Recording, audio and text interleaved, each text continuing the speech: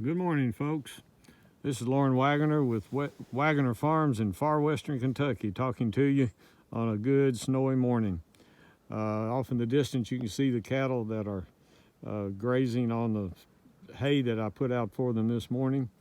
But I wanted to talk to you just a minute about the way we keep the cattle in their paddocks, and so that we can move them whenever we feel the need to.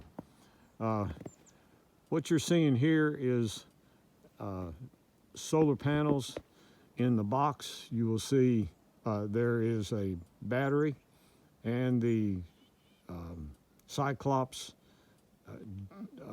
solar generator that generates electricity, or puts out the electricity. And these two are solar panels.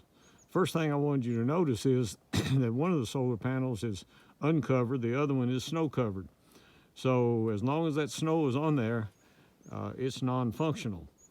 So I came over here to brush it off, and I thought, well, I might as well just go ahead and make a video while I'm at it. This farm has no electricity, so we were forced to use a solar panel type generator to generate our electricity. These Cyclops brand of Energizer is really a top-notch brand. We've been very pleased with it. We use Stay Fix, which has also been a good one, but I think both of these have merged now, and the name is Cyclops. So if you're in the market for any kind of Energizer, I would highly recommend the Cyclops. The problem with a solar panel Energizer is that they do not produce the number of joules that one that's hooked into a 110 does. This one is a maximum that I've been able to find, at least, and it delivers 8 joules of energy. The one we have that's hooked up to a 110 delivers 36 joules, so that's quite a difference.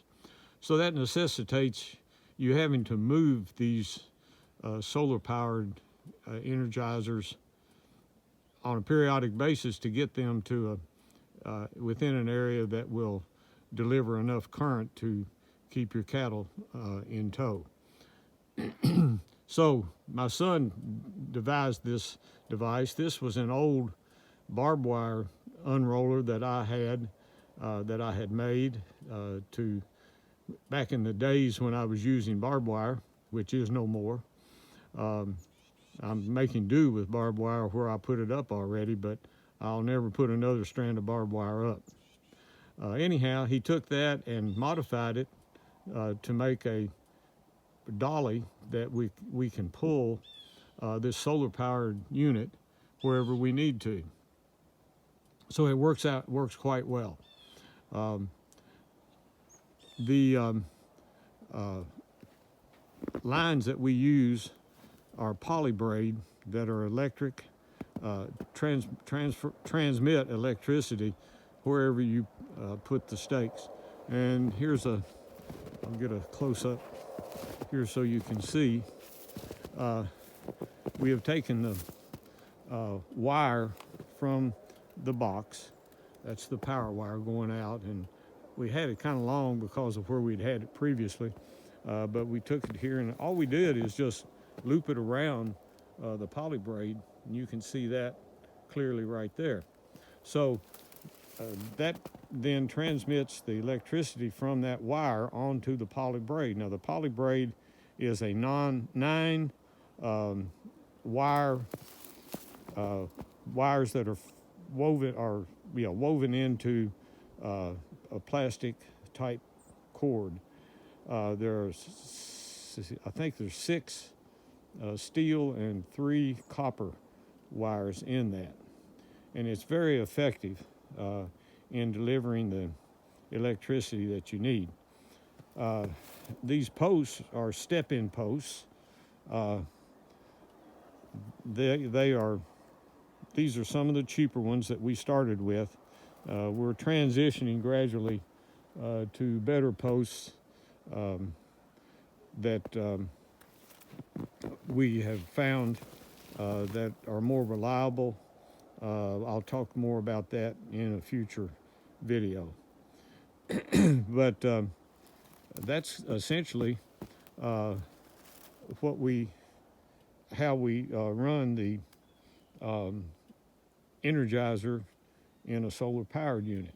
Now, one other thing you need to understand, this second wire, you can see it right here, that is a ground wire. And we have ground rods driven down through the woods. The first one is right here where this yellow flag is.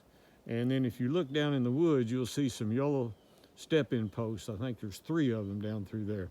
Each one of those has a ground rod driven in the ground, and then this wire is attached to it. That's very important in getting these, getting the electricity to transmit the way it should. We have the poly braid. You can see it goes out through there toward the cattle. That is your live wire, and it goes up and attaches to the paddock wires that are around the paddock where the cattle are. I checked the electricity on it yesterday afternoon, and this 8-joule Energizer that is solar powered, that has had 1 day of sunlight in the last week, was delivering 8,200 volts. That's enough to pack a wallop that'll keep any cow that touches it inside. So these cattle are broke to it. They don't even, they stay a couple of feet from it all the time. They never test it at all. So it works really well. We try to limit the number of reels that we have with the poly wire on it, or poly braid on it, when we're dealing with such a small joule output, which helps. So it's a matter of a little innovation to get things the way they should be, and it works fine. You'll notice on our box that we have, there is a switch.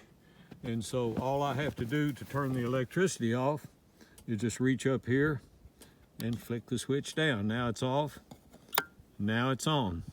So it works really well. You never have to open the box unless you need to just look and see how the charge is running. So I'm gonna go over here and get a glove. I don't want to do it with my bare hands. My hands are starting to get a little chilly.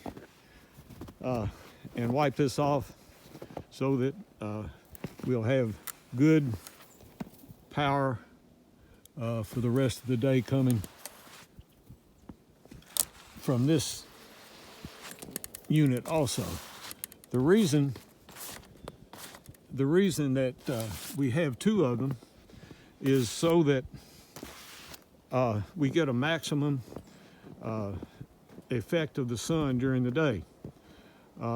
This top one is headed more, both of them are headed in a southern direction. The top one is headed more eastwardly, and the bottom one is headed more westwardly, probably a southeast and a southwest. So that way we get the maximum effect of the sunlight during the day. So I thought I'd just give you a little bit of a example of how we run our electricity on a farm that doesn't have any electricity from an electric company. You all have a good day.